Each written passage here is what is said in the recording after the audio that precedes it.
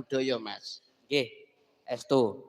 Wong piyai mriki menika durung sah nek anggone duwe gawe nek urung gantung gong. Niku rikala rumiyin ngoten tapi nek sakniki duka sakniki kita ya kalah karo kaset kita. Elektron Pak Do. Nah nggih. Nggih.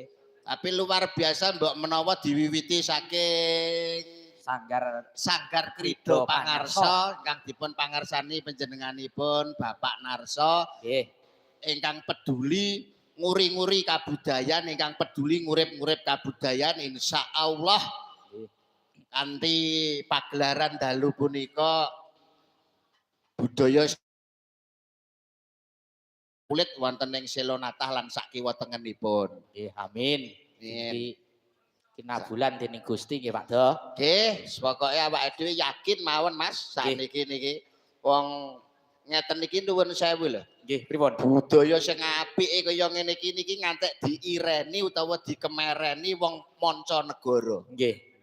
Leres niku. Akeh wong mancanegara niku pengen belajar, pengen sinau krawitan, pengen sinau pedalangan, pengen belajar menapa menika endah lan adiluhunge kebudayaan Jawa. Ning sakala mangsane wong Jawa dhewe iki karo tontonane dhewe iki marah ora peduli. Nggih. Ya contone kaya bengi iki lho tanggapno wayang ya gak mbayar, sing delok ya gak patek enek niki kan.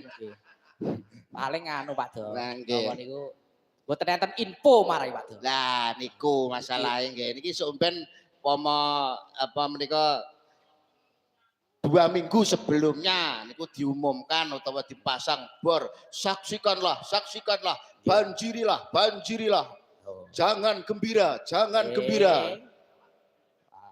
kabar gembira sampean gambare dipawasang nek kok prapatan ngono lho wayang gowedi fotone sampean cilik nggih niki ngono Pak Do ketokne blangkone tok madhep rono ngono pripun niki mboten anu Pak Do. Niki seminggu saderenge. Mboten enten seminggu malah. Nggih. 5 hari niku rembukan daden wayangan. Lah niki lak merga saka prigel lan wasisipun anggenipun anu pangarsane Satria Wasis panjenenganipun Mas Menpiek menika to. Mas Menpiek kliru. Mas Menpiar niku nek nyeguhaken kanca-kanca Satria Wasis sing nyatane iki saged pentas dalu punika. Nika beteke napa to supaya kanca-kanca Satria Wasis niku terlatih masalah nggon kedisiplinan lan supaya iso maju nyatane ya ora nguciwani, nyatane ya bisa ditonton kanthi apik, nyatane cara pitik ditarungne ya wani ning palagan. Nggih. Ada nih cah hepiah. Satria Wasis niki ben maju di pripun Pak? Ada. Nek jarine mondol. Rasa ngaku kuwi bisa.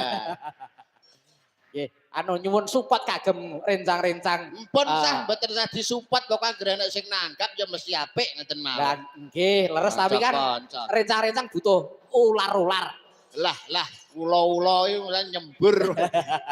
Nggih sing baku sing penting monggo sami-sami gegulang wonten ing kabudayan nut kadewasane piyambak-piyambak sak gaduking nalar sak dewasaning pikir sami-sami ngeluri budaya. Jangan alergi dengan budaya.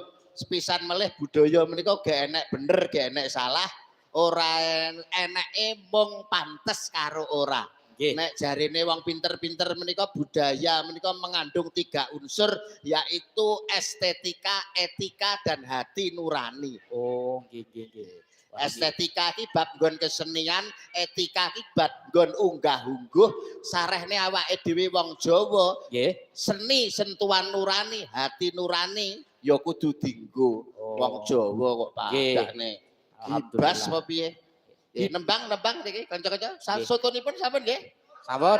Ingkang badhe tanduk kula pesenke wonten wingking. Sampun. Mengki nek kebelet pipis lha menika jedingipun menika. Mangga langsung mawon jedingipun teng mrika. Slindro Mas, slindrone apa ya ngene iki enake. Nggih, slindro biasa napa? Terus sing nembang sapa Nduk? Kowe ya Nduk ya. Kowe kaya Cina ta Nduk? Mripate kok sipit ngono. Kowe ya nek pengen sipit kaya iki culeken matamu. Berkahipun napa Pak Do? Siap nggih. Sinebut